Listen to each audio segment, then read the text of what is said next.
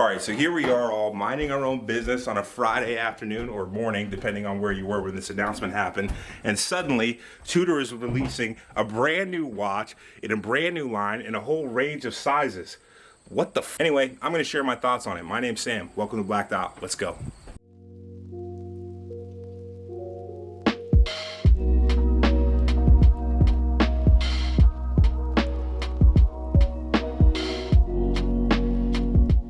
So just like the rest of you, here I am minding my own business around 9 o'clock in the morning when I get a notification from Hodinkee, a blog to watch, all the other watch smut that I read on a daily basis, telling me of the arrival of the Tudor Royal. Now here's a watch that honestly I didn't see coming at all, although when I started to do a little bit of research, I did find a couple of leaks regarding a Chinese market only exclusive on the Rolex forum. Now here's what's cool about this watch, man. It's actually pretty innovative and kind of a departure to a degree from all the sort of boring drops that Tudor's been doing in the past, specifically around the Black Bay, right? At this point, I am absolutely sick of that watch line. I look at the red bezel, the steel bezel, the blue bezel, now the blue dial blue bezel, and honestly, I'm tired, man. I personally have owned that watch in a couple different configurations. My favorite of the bunch, far and away, was the steel bezel variant. I thought that thing looked super friggin' clean, but again, I'm kind of let down by bracelet quality in that specific line. So for me personally as a collector, I've moved away from Tudor as a brand, except for the Pelagos. That watch to me is without a doubt the best diver on the face of the planet that you can get for under $5,000. That's just my opinion, mega.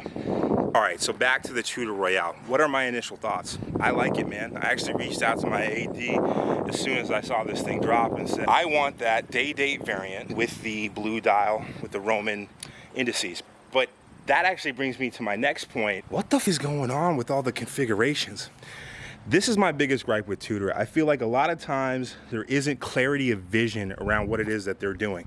And what I mean by that is, instead of kind of sticking to a lane and running with it, they start to put all these different variants in play. Let's take a look at this Royal, for example, right? There just doesn't seem to be a clear vision on what it is that they're putting out to the market. You've got a blue dial, a black dial, a champagne dial, a silver dial, a 28 millimeter, a 34 millimeter, a 38 millimeter, a 41 millimeter, a diamond indice, a non-diamond indice, a date only.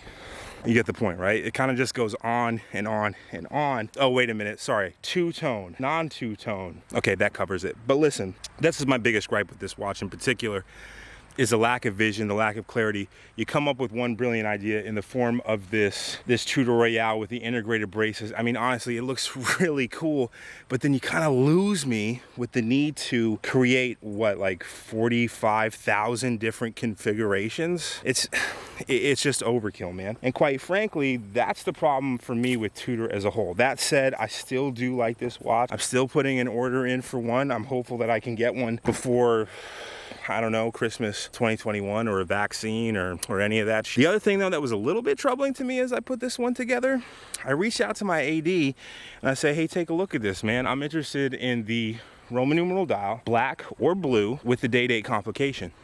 41 millimeter or 38 millimeter, although I don't think the 38 millimeter has the day-date complication, it's just a date only. And he writes back, we were just talking about this watch. It's a Chinese market exclusive.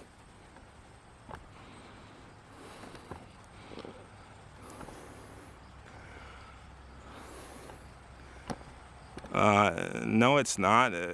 Tudor, Rolex, can you communicate with your ADs just a little bit so I can get on the list and wait and then pay you $2,000 some odd for the privilege to own this watch that your dealers don't know anything about before you drop, and then, yep, cool.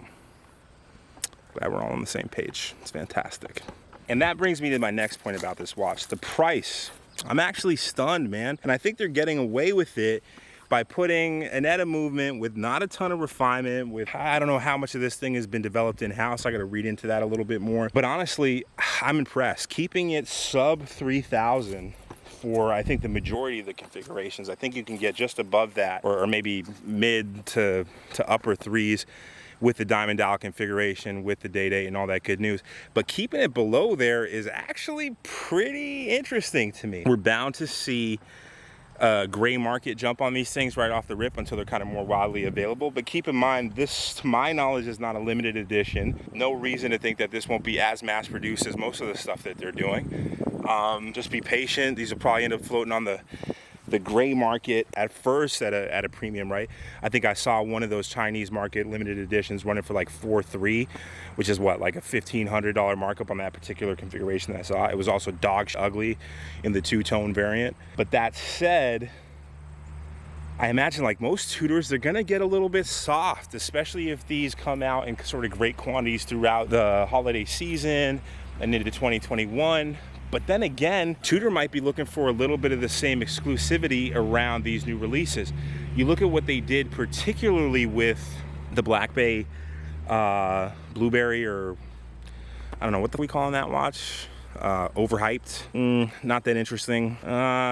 Obvious. Yeah, all those names kind of work for it, right? But with that particular watch, it does seem to have a bit of a, I don't know, waiting list. High level of interest. You got to know somebody. You at least have to walk by an AD and go inside and ask about it. That, I think, along with the Tudor GMT, believe it or not, had a very similar hype cycle to it. I think that's completely calmed down. I remember even during the height of that, going into my AD and being offered that watch in pretty much every configuration 4 times and twice on Sundays. But at this point, I could see something very similar for the Royale, right? A high level of interest to start it off. Then as things cool off, you're gonna see the gray market soften up on that. But we'll reserve judgment on that piece until it happens. For now, I just want my AD to know that it's available and that I can buy it, and to put it in order or communicate with distro, or have distro communicate with you, because that's just, what are you guys talking about?